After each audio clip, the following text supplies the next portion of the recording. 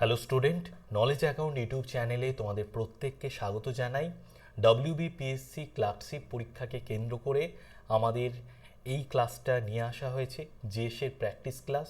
এরপর তোমরা যারা WBPর অ্যাসপিরেন্ট তারাও কিন্তু ক্লাসটা পুরোটা করতে পারো, তাদেরও খুব হেল্প হবে। আর কেপি WBP কনস্টেবলের জন্য অলরেডি ভ্যাকেন্সি বেরিয়ে গেছে, তার জন্য আমাদের একটা ব্যাচ চলছে 980 টাকা, যে ব্যাচটার দাম। এই যে কুপন কোডটা আছে WBP24, এই কুপন কোডে তোমরা যদি ব্যাচটা পারচেস করো তাহলে তোমরা 980 টাকায় পেয়ে যাবে, 2450 টাকা এই ব্যাচটার দাম। এখানে কী কী পাবে? এখানে পাবে 500-র ওপরে মক টেস্ট পাবে, 250 ঘন্টার ওপরে অধ্যায় ভিত্তিক লাইভ এবং রেকর্ডেড ক্লাস পাবে, এবং নোট হিসেবে 270-এর ওপর পিডিএফ তোমরা পেয়ে যাবে। অলরেডি 4 মার্চ থেকে তোমাদের ব্যাচটা স্টার্ট হয়ে গেছে। তোমরা এখন যদি ব্যাচটা কেনো তাহলে আগের ক্লাসগুলো তোমরা রেকর্ডেড অবস্থায় পেয়ে যাবে। ওকে, তো নেক্সট আরেকটা, যারা পিএসসি ক্লার্কশিপ পরীক্ষাকে কেন্দ্র করছো, প্রিলি এবং মেন্স পরীক্ষার জন্য আমাদের এই ব্যাচটা নিয়ে আসা হয়েছে, যেটার দাম 1080 টাকা। এখানে রাইটিং প্র্যাকটিস করানো হবে এবং দীর্ঘদিনের অভিজ্ঞ শিক্ষকরা তোমাদের রাইটিং চেক করবেন। MCQ প্রশ্ন থাকবে অধ্যায় ভিত্তিক, এবং অধ্যায় ভিত্তিক তোমরা ক্লাস পাবে। আর এই সমস্ত ব্যাচ পারচেস করার লিঙ্ক আছে আমাদের এই যে নাম্বারটা, এই নাম্বারের হোয়াটসঅ্যাপে। এটা আমাদের হোয়াটসঅ্যাপ হেল্পলাইন নাম্বার। এখানে তোমরা তোমাদের ব্যাচ পারচেস করার সমস্ত ব্যাচ পারচেস করার পর যদি কোনো প্রবলেম হয় তাহলে এখানে তোমরা অবশ্যই জানাতে পারো। ওকে, তো আজকের ফার্স্ট কোশ্চেন দেখি। সিন্ধু সভ্যতার নিম্নলিখিত স্থানগুলির মধ্যে কোথায় প্রথাগত স্নানের ব্যবস্থা সহ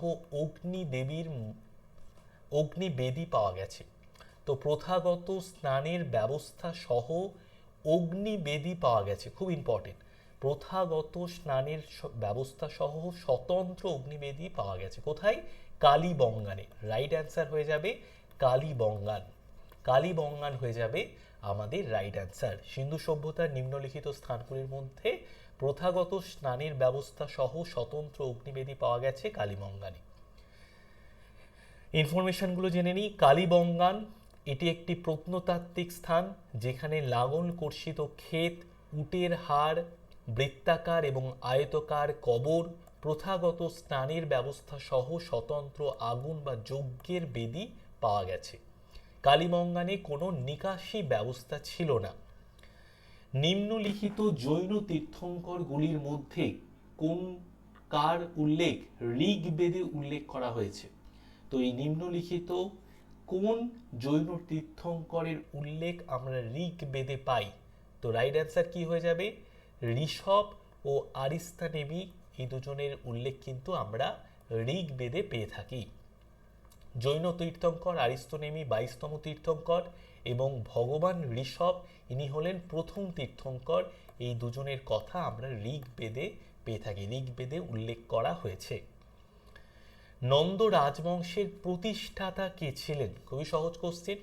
নন্দ রাজবংশের প্রতিষ্ঠাতা হলেন মহাপদ্ম নন্দ। নন্দ রাজবংশের প্রতিষ্ঠাতা হলেন মহাপদ্ম নন্দ, শেষ রাজা ধননন্দ। মহাপদ্ম নন্দ খ্রিস্টপূর্ব 345 বিসি থেকে 329 বিসি, 329 খ্রিস্টপূর্বাব্দ পর্যন্ত নন্দ রাজবংশের প্রতিষ্ঠাতা ছিলেন মহাপদ্ম নন্দ। মহাপদ্ম নন্দ একরাট সর্বক্ষত্রান্তক নামেও পরিচিত ছিলেন। মহাপদ্ম নন্দের একটি বিশাল বাহিনী ছিল এবং সেই কারণেই তাকে উগ্রসেনা বলা হয়। নন্দরা ভারতের প্রথম অক্ষত্রিয় শাসক। নন্দরা হলো ভারতের ইতিহাসে প্রথম অক্ষত্রিয় শাসক। নিম্নলিখিত প্রাচীন তামিল রাজ্যগুলির মধ্যে কোনটি সঙ্গম সাহিত্য থেকে জানতে পারা যায়? তো নিম্নলিখিত চোল, চেরা, পান্ডিয়া এই সমস্ত রাজ্যগুলো কিন্তু সঙ্গম সাহিত্য থেকে জানতে পারা যায়। তো নিম্নলিখিত সমস্ত চোল, চেরা, পান্ডিয়া সমস্তই কিন্তু তোমার রাইট অ্যান্সার হয়ে যাবে। তো চোল, চেরা, পান্ডিয়া প্রত্যেকটাই কিন্তু আমরা সঙ্গম সাহিত্য থেকে জানতে পারি। তো উপরের সমস্তই হয়ে যাবে আমাদের রাইট অ্যান্সার। অপশন ডি হয়ে যাবে আমাদের রাইট অ্যান্সার। তৃতীয় তামিল সঙ্গমের সভাপতি কে ছিলেন? তৃতীয় তামিল সঙ্গমের সভাপতি ছিলেন নাক্কিরর। তৃতীয় তামিল সঙ্গমের সভাপতি ছিলেন নাক্কিরর। অপশন এ হয়ে যাবে আমাদের রাইট অ্যান্সার। উত্তর মাদুরাইতে অনুষ্ঠিত তৃতীয় তামিল সঙ্গমের চেয়ারম্যান বা সভাপতি ছিলেন নাক্কিরর। তো তৃতীয় তামিল সঙ্গমের যেটা উত্তর মাদুরাইতে হয়েছিল সেটার সভাপতি ছিলেন নাক্কিরর। প্রথম সঙ্গমের সভাপতি ছিলেন ঋষি অগস্ত্যা। এটি মাদুরাইতে অনুষ্ঠিত হয়েছিল। প্রথম সঙ্গমের সভাপতি ছিলেন ঋষি অগস্ত্যা।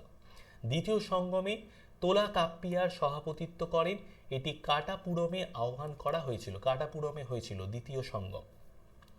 দ্বিতীয় চন্দ্রগুপ্তের শাসনকালে নিম্নলিখিত বিদেশি ভ্রমণকারীদের মধ্যে কে ভারতে এসেছিলেন?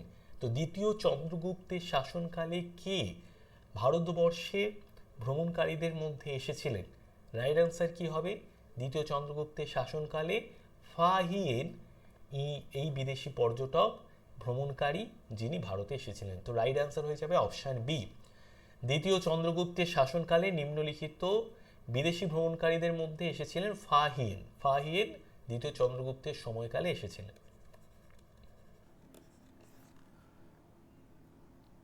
প্রথম চীনা বৌদ্ধ ভ্রমণকারী ও সন্ন্যাসী ফাহিয়েন গুপ্ত সম্রাট দ্বিতীয় চন্দ্রগুপ্ত বা বিক্রমাদিত্যের শাসনকালে ভারতে আসেন। তিনি সি ইউকি, তার বইয়ের নাম কি? ফাহিয়েনের বইয়ের নাম হচ্ছে সি ইউকি। ইনি ছিলেন একজন চীনা বৌদ্ধ ভ্রমণকারী।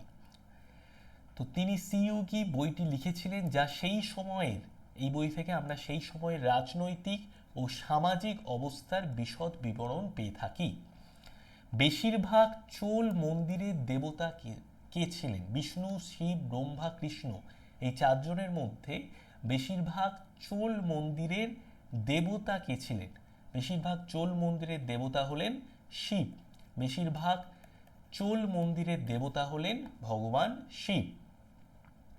চোল শাসকরা মন্দিরের মহান নির্মাতা ছিলেন।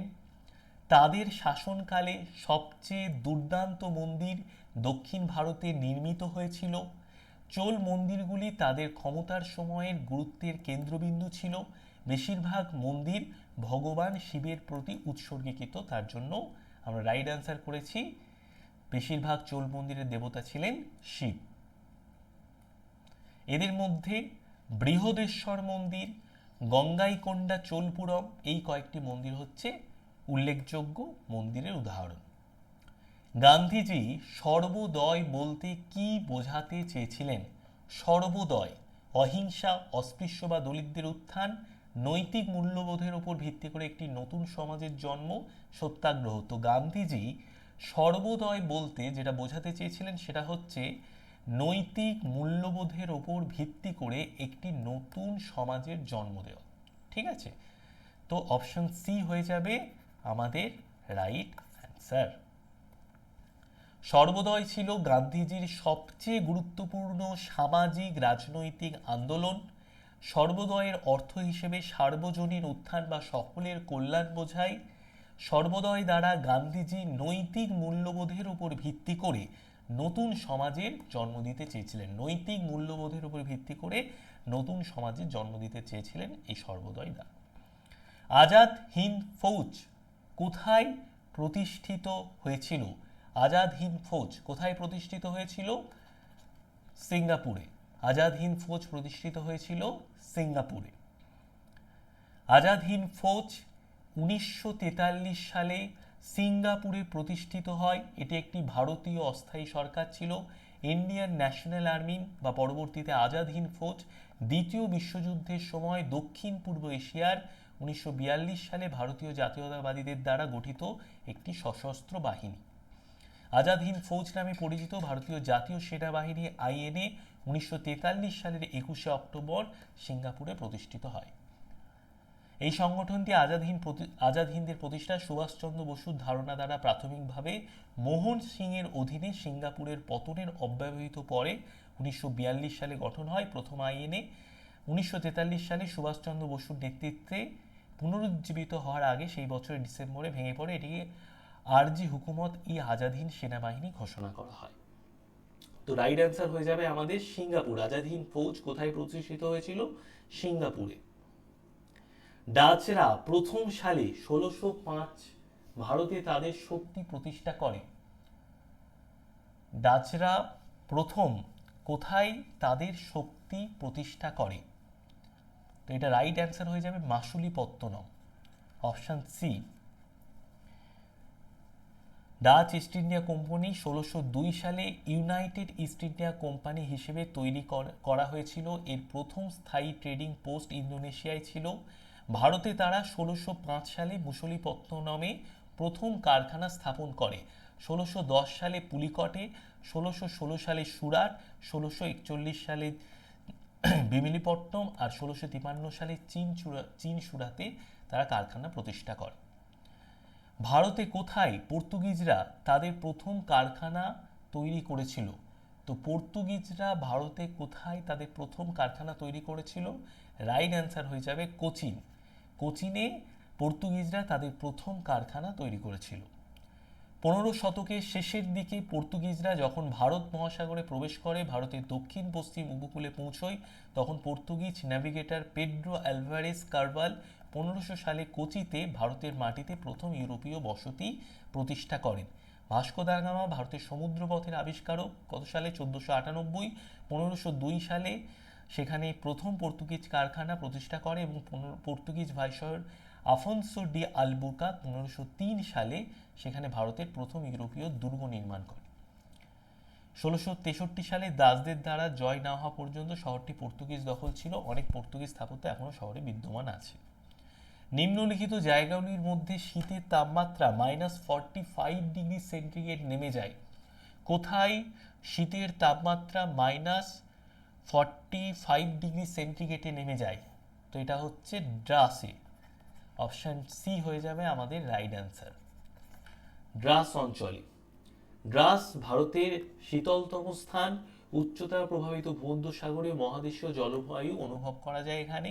শীতকালে -20 ডিগ্রি সেন্টিগ্রেডের আশেপাশে গড় নিম্নতার সাথে ঠান্ডা থাকে। শীতের উচ্চতায় -23 ডিগ্রি সেন্টিগ্রেডও কম, যা অক্টোবরের মাঝামাঝি থেকে মের মাঝামাঝি পর্যন্ত স্থায়ী থাকে। এখানে এই দ্রাস অঞ্চলে কখনো কখনো -40 ডিগ্রির নিচেও তাপমাত্রা নেমে যায়। ডান্ডেলি বন্যপ্রাণী অভয়ারণ্য কোন রাজ্যে অবস্থিত? ডান্ডেলি বন্যপ্রাণী অভয়ারণ্য এটা কোথায় আছে? এটা আছে কর্ণাটকে।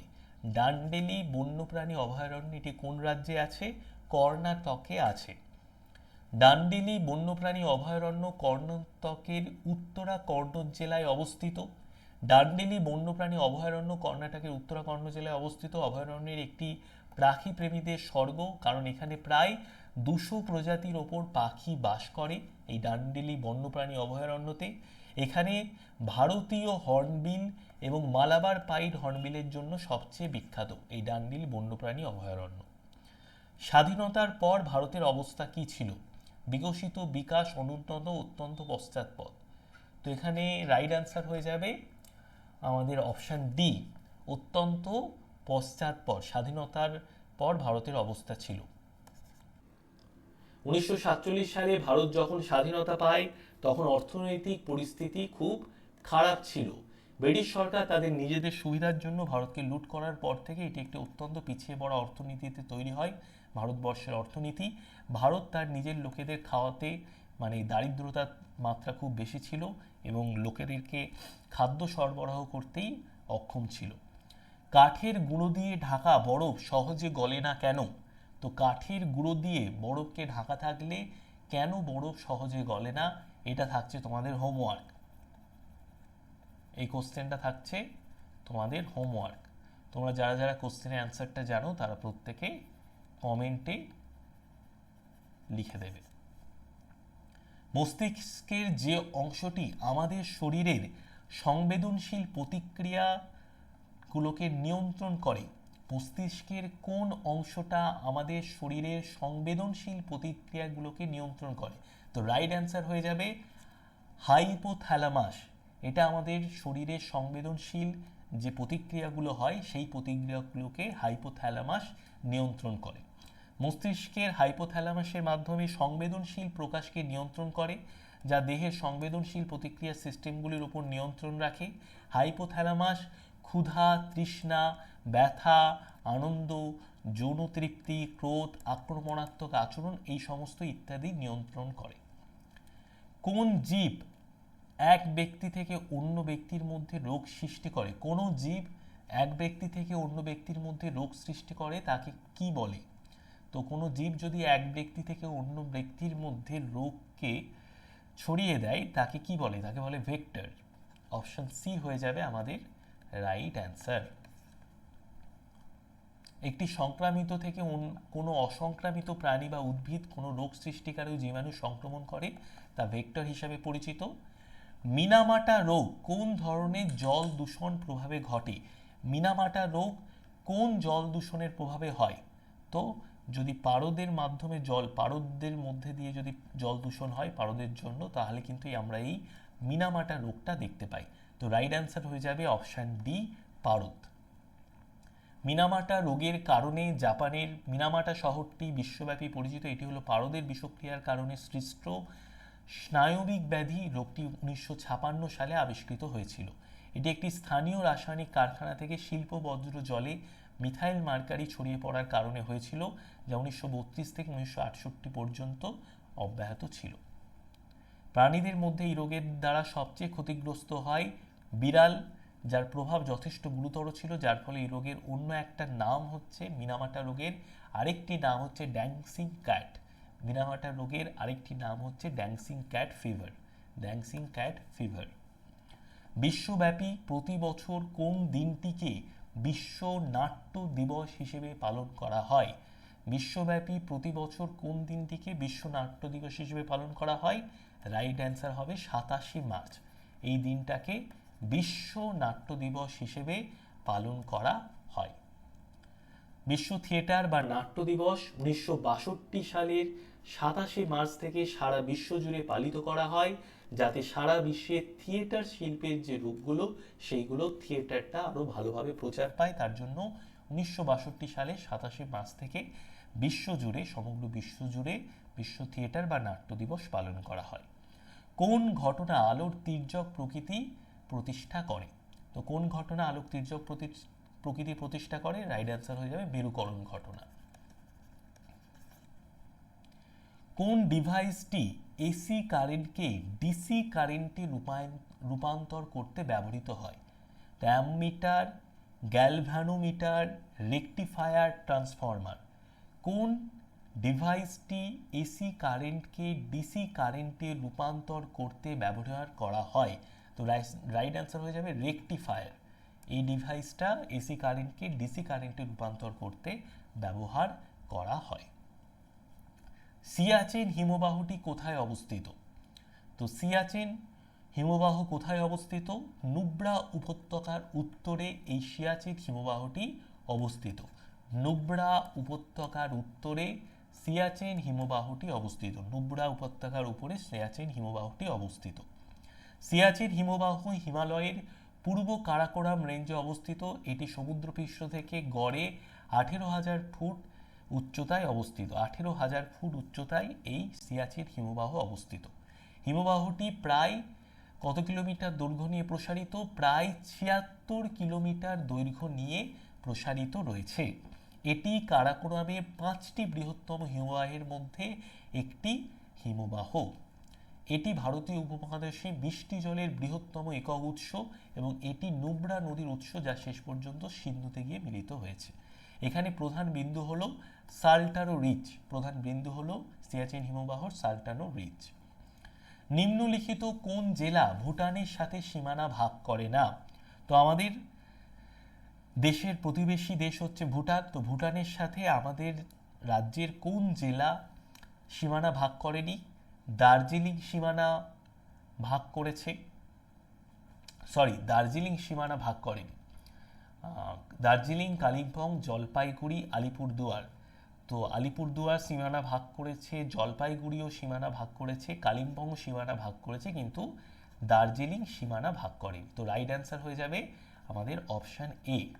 অপশান এ হয়ে যাবে আমাদের রাইট অ্যান্সার।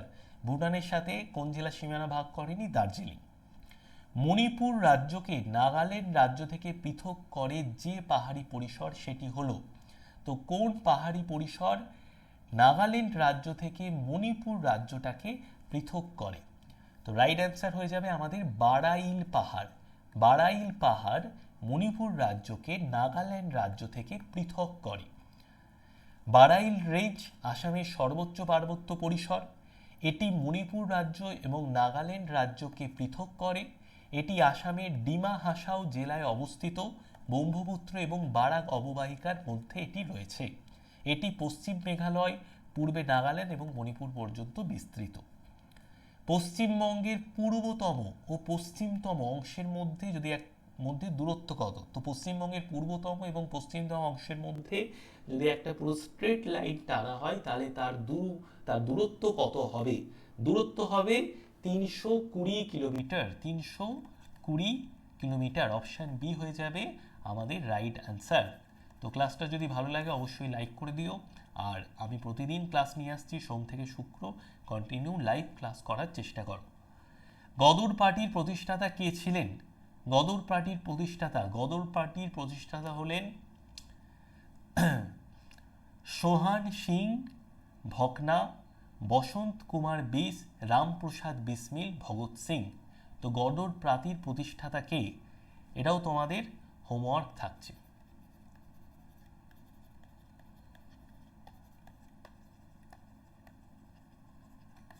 কমেন্টে জানাবে। ফরাসিরা কোথায় তাদের আবির্ভাব হয়েছিল? কোথায় ফরাসিদের আবির্ভাব হয়েছিল? কোশ্চেনটা একটু ভুল লেখা হয়ে গেছে। কোথায় ফরাসিদের আবির্ভাব হয়েছিল? মাহে, পন্ডিচেরি, কারাইকাল, ইয়ানাম। তো রাইট অ্যান্সার হয়ে যাবে পন্ডিচেরি। Option B. ফরাসি ইস্ট ইন্ডিয়া কোম্পানি কোন সালে প্রতিষ্ঠা করা হয়? ফরাসি ইস্ট ইন্ডিয়া কোম্পানি কোন সালে প্রতিষ্ঠা করা হয়? 1664 সালে।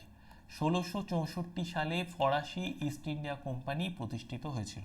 ফরাসি ইস্ট ইন্ডিয়া কোম্পানি প্রতিষ্ঠিত হয়েছিল 1664 সালে।